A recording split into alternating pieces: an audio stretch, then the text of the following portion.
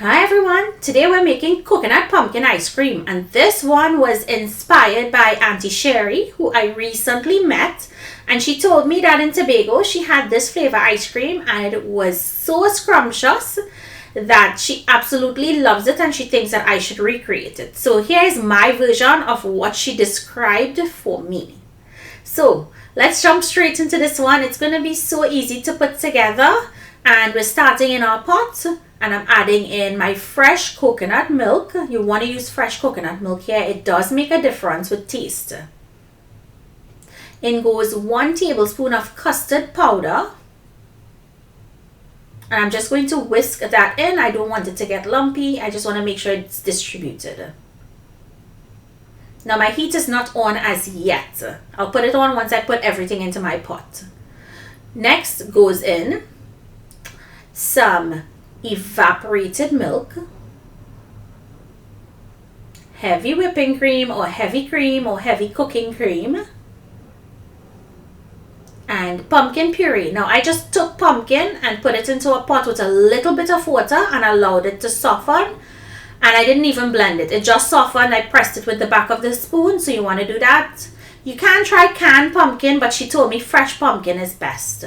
In goes then vanilla essence. And I'm going to flavor this with pumpkin spice, or you can use ground cinnamon.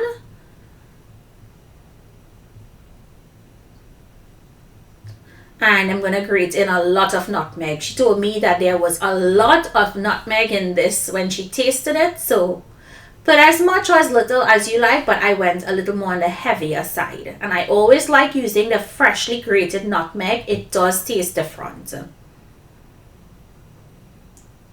A few drops of angostura bitters goes in, and condensed milk. I'm doing half of a can. You can taste it and adjust the sweetness level to your personal preference. And if you wanted to make this sugar-free, then omit the condensed milk or use a sweetener that you use in your diet. So it's easier to alter the recipe to your personal preference and taste and dietary needs.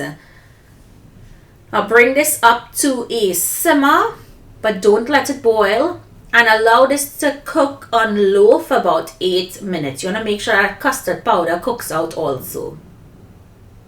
So whisk, whisk, whisk. And there are pumpkin pieces in there, but it's a little bit on the chunkier side. So I'm going to take my hand blender and I'm just going to pulse it just to break down some of the pumpkin pieces.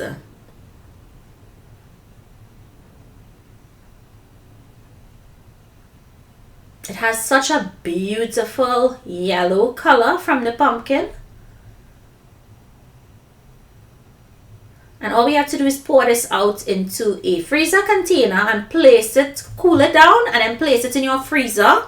When you place it in your freezer, it's going to help the ice cream to form faster when you go to churn it. So it will take anywhere between an hour to 2. And then we're going to put it in our ice cream machine. This is my Cuisinart. I've had this for over 10 years. It works really well. I'm going to link it down below for you guys, so everyone that is interested in this particular one. And in 25 minutes, you get perfect ice cream. It does come out a little soft because it wouldn't freeze it like a machine would. But I'll show you what I'll do and you'll get perfect ice cream. So we're going to let this churn.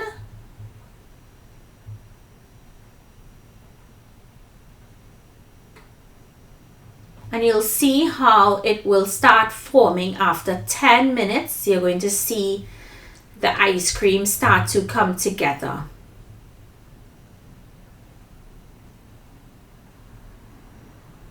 And you can see the pumpkin pieces in there still.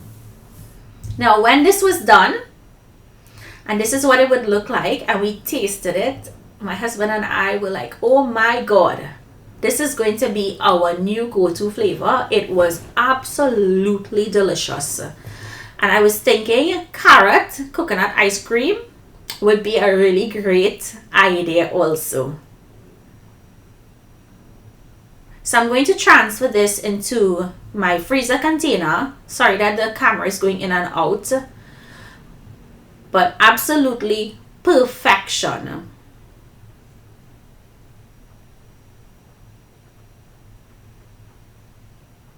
Now once I transfer it into this container, it goes into my freezer until the ice cream solidifies further. And then you can enjoy it on a cone, or you can enjoy a bowl of ice cream. This is how it would look. Now this is the next day because I didn't have time to eat it that day. It got really late and I didn't want to eat it late into the night. So simply scoop out, and it's still pretty firm at this point, and place it in your cone. And you can see the specks of pumpkin. So I hope you guys try this recipe. Comment down below, let me know what you think. If there's a new flavor in Trinidad that you want me to try to recreate, please leave it in the comments and I'll definitely add it to my to-do list. Thank you all so much for joining me. I'll see you in my next video. Bye everyone.